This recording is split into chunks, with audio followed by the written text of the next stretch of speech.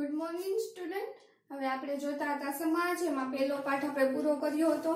આજે આપણે નવા પાઠથી શરૂઆત કરવાની છે, બીજો। બરાબર, તો આપણા પાઠનું નામ શું છે કે ભારતમાં બ્રિટિશ શાસન। બરાબર, આપણા ભારતમાં છે એ ઘણા બધા વિદેશીઓ આવ્યા અને રાજ કર્યું આપણા ભારતમાં। તો એવા જે ભારતમાં છે જે બ્રિટિશ લોકો આવ્યા, તો એ બ્રિટિશ લોકોએ કેવું રાજ કર્યું અને આપણા ભારતમાં છે એ કેવી રીતે રાજસત્તામાં ઘૂસી ગયા, કેટલો સમય રાજ કર્યું, તો કે ઈસવીસન 1757 થી 1857, મતલબ એક આખી સદી। બરાબર, 1757 થી 1857। તો જોઈએ કે ભાઈ ભારતમાં છે બ્રિટિશ લોકો આવ્યા અને બ્રિટિશ લોકોએ છે એ કેવી રીતે આપણા ભારત ઉપર કબજો જમાવી અને આપણા ભારતમાં રાજ કર્યું। તો ચાલો જોઈએ। પ્લાસીના યુદ્ધ પછી મીર જાફરને હટાવીને અંગ્રેજોએ મીર કાસિમને નવાબ બનાવ્યો। હવે આપણે જોયું હતું આગળ, અથવા તો તમે આગળના ધોરણમાં પણ જોયું હશે કે પ્લાસીનું યુદ્ધ થયું અંગ્રેજો અને મીર જાફર વચ્ચે। તો એમાં મીર જાફરની હાર થઈ, મીર જાફર મૃત્યુ પામ્યો, અંગ્રેજો જીતી ગયા અને જે અંગ્રેજોએ છે એને કોણે નવાબ બનાવ્યો, તો કે મીર કાસિમને નવાબ બનાવ્યો। પણ તેના શાસનમાં બંગાળમાં કરમુક્તિ, ખાનગી વેપાર કરવાની બાબતમાં અંગ્રેજોને તેની સામે વાકું પડ્યું। હવે શું થયું કે ભાઈ બંગાળમાં યુદ્ધ થયું, પ્લાસી જગ્યા એટલે પ્લાસીનું યુદ્ધ। બરાબર, અંગ્રેજો અને મીર જાફર વચ્ચે। પછી મીર જાફર મૃત્યુ પામ્યો અને મીર કાસિમને રાજા બનાવ્યો અંગ્રેજોએ।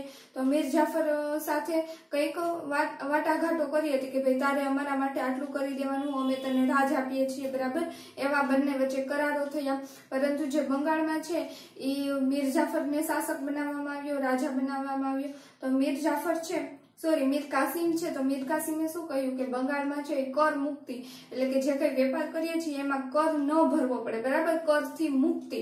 તો એમાં અંગ્રેજોને ગમ્યું નહીં, વાકું પડ્યું, એટલે કે અંગ્રેજો અને જે મીર કાસિમ છે એ બંને વચ્ચે સંબંધ બગડ્યો। પહેલા તો એને મીર કાસિમને નવાબ બનાવ્યો, પરંતુ શું થયું પછી કે એની વચ્ચે વાકું પડ્યું, એટલે કે એનો સંબંધ બગડ્યો, કારણ કે અંગ્રેજો છે એને કર જોતો હતો અને જે મીર કાસિમ છે એને શું કહ્યું હતું કે બંગાળમાં કર મુક્તિ રાખવી છે, એટલે કે વેપાર છે એમાં કર ભરવામાં આવશે નહીં। આથી અંગ્રેજોએ તેની સામે યુદ્ધ કર્યું, એટલે અંગ્રેજોએ શું કર્યું કે જે મીર કાસિમ છે એની સાથે યુદ્ધ કર્યું। બક્સરના આ યુદ્ધમાં અંગ્રેજોની જીત થઈ, કે જે મીર કાસિમ સાથે યુદ્ધ થયું બક્સરનું યુદ્ધ, એમાં અંગ્રેજોની જીત થઈ, અંગ્રેજો જીતી ગયા।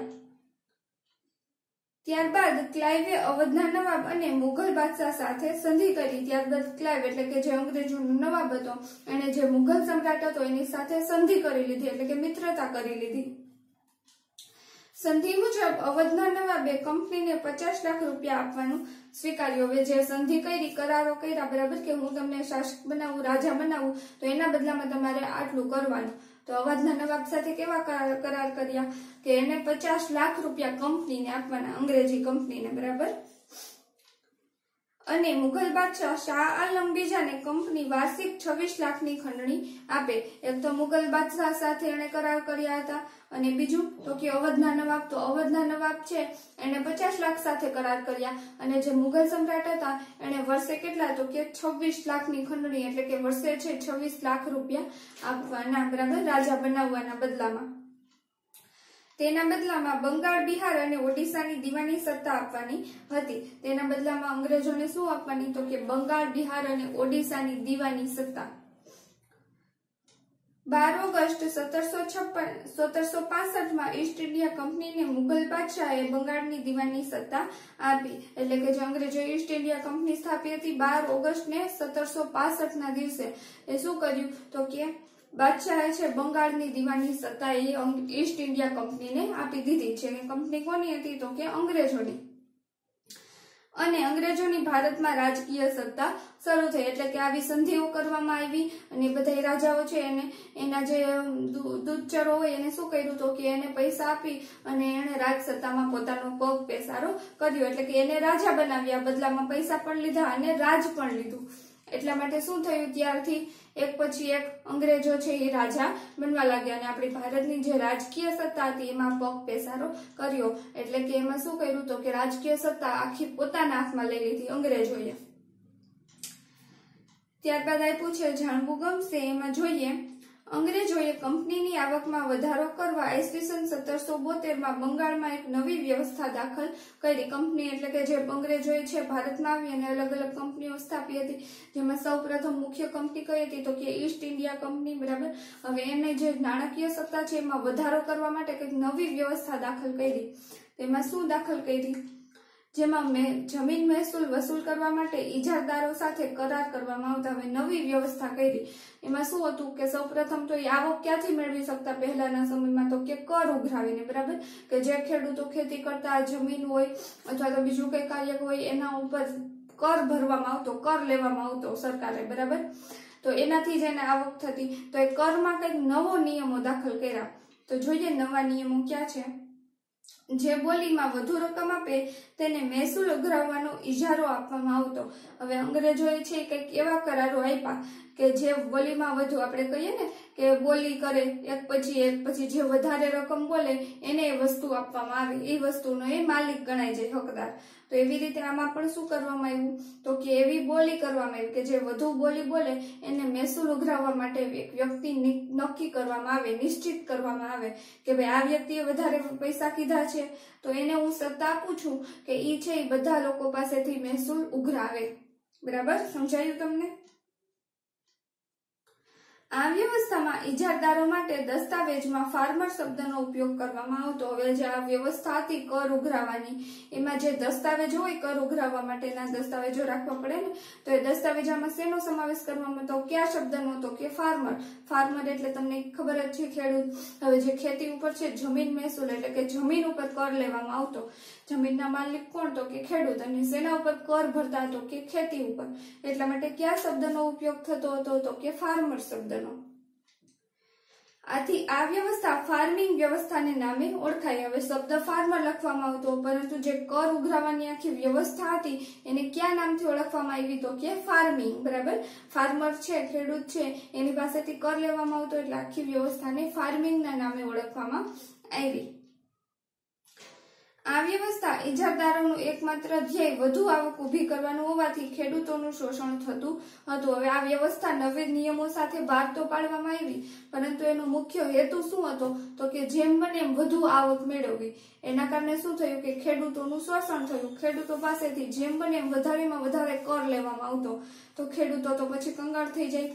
જેમ બને એમ વધારે કર ભરે તો ત્યારબાદ શું થાય તો કે જે અંગ્રેજો છે એની પાસે વધુ આવક થાય, પરંતુ ખેડૂતોનું શોષણ થાય આર્થિક રીતે.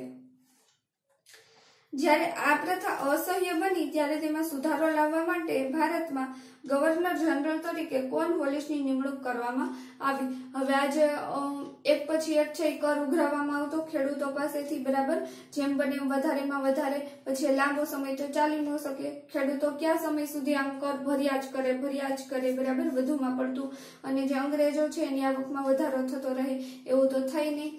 પછી જયારે આ વ્યવસ્થા છે એ અસહ્ય બની ગઈ એટલે કે ખેડૂતો જયારે નિરાશ થઈ ગયા ત્યારે આપણા ભારત માટે ગવર્નર જનરલની નિમણૂક કરવામાં આવી. અને કયા વ્યક્તિની નિમણૂક કરવામાં આવી તો કે કોર્નવોલિસ. આપણા ભારતના છે સૌ પ્રથમ ગવર્નર જનરલ કોણ બન્યા તો કે કોર્નવોલિસ. જો કોર્નવોલિસનો બાજુમાં છે ચિત્ર પણ આપવામાં આવેલું છે. ત્યારબાદ છે કાયમી જમાબંધી. કોર્નવોલિસ ગવર્નર જનરલ હતો ત્યારે ઈસવીસન 1793 ભારતમાં કાયમી જમાબંધી દાખલ કરવામાં આવી. કાયમી જમાબંધી એટલે કે એક રૂપિયા છે, રકમ છે એ નક્કી કરી લેવામાં આવી. પહેલા શું હતું કે ભાઈ જેટલી આવક થતી હતી, જમીન જેટલી હોય એ પ્રમાણે કર મહેસૂલ કરવામાં આવતો કે આ ખેડૂત છે એને આટલી આવક થઈ છે તો આટલા પ્રમાણમાં એની પાસે કર લઈ લેવાનું મન પડે. કઈ નિશ્ચિત રકમ ન હતી કે હાલો આટલા પૈસા આપી દે કર માટે, એવી રીતે હતું. પરંતુ જ્યારે ગવર્નર જનરલ છે એ કોર્નવોલિસ બન્યા ત્યારે શું થયું કે એક નક્કી કરવામાં આવ્યું જમાબંધી, મતલબ કે એક રકમ નક્કી કરવામાં આવી કે ભાઈ આટલી જમીન છે, આટલી આવક છે તો એને આટલો જ કર ભરવાનો. બરાબર. એક સુનિશ્ચિત કરવામાં આવ્યું. જમીનદારને જમીનના અને જમીન મહેસૂલના હક આપવામાં આવ્યા કે જમીનદાર એટલે કે જે જમીનનો માલિક છે, જે ખેડૂત છે, એને જમીનના અને જમીન મહેસૂલ એટલે કે કરના હકો આપવામાં આવ્યા કે તેને કેટલું કર ભરવામાં આવશે. તેમણે સરકારના એજન્ટ તરીકે કામ કરવાનું હતું, એટલે કે પોતે કર ભરે છે તો એક સરકારનો એજન્ટ બને છે એવી રીતે કાર્ય કરવાનું હતું. વચ્ચે કોઈ ઇજારદારોને વચેટિયાને રાખવામાં આવતા નહીં. જે ખેડૂત છે એ ખુદ જ સરકારને કર ભરે એવી વ્યવસ્થા કરવામાં આવી. જમીનદારે જમીન મહેસૂલના 9 ભાગ સરકારને જમા કરાવવા અને 10મો ભાગ મહેનતાણા તરીકે રાખવાનો હતો. હવે જમીનદાર જે ખેડૂત છે એને જેટલું અનાજ થાય એનો 9 ભાગ એટલે કે 90% ભાગ છે એ સરકારને આપી દેવાનો, અને જે 10મો એક ભાગ હોય એને પોતાના મહેનતાણા તરીકે પોતાની પાસે રાખવાનો, એક જ ભાગ. બાકીનો 9 ભાગ કોને આપી દેવાનો? તો કે સરકારને મહેસૂલ એટલે કે કર તરીકે આપી દેવાનો. બરાબર. હવે આ પદ્ધતિ હતી કાયમી જમાબંધીમાં. પછી આ પદ્ધતિ છે કાયમી જમાબંધી છે, એ પદ્ધતિમાં આગળ શું થાય છે તો જોશું આપણે આગળ. અત્યારે રાખીએ અહીં સુધી, બાકી જોશું આપણે નેક્સ્ટ લેક્ચરમાં. ટીક માર્ક કરી લેજો. અને આટલું ચલાવ્યું છે એ એકવાર વાંચીને આવવાનું છે તમારા માટે હોમવર્કમાં. બરાબર, વાંચી લેજો એકવાર એટલે તમને યાદ રહી જશે થોડું ઘણું. બરાબર. બાકી હવે જોશું આપણે નેક્સ્ટ.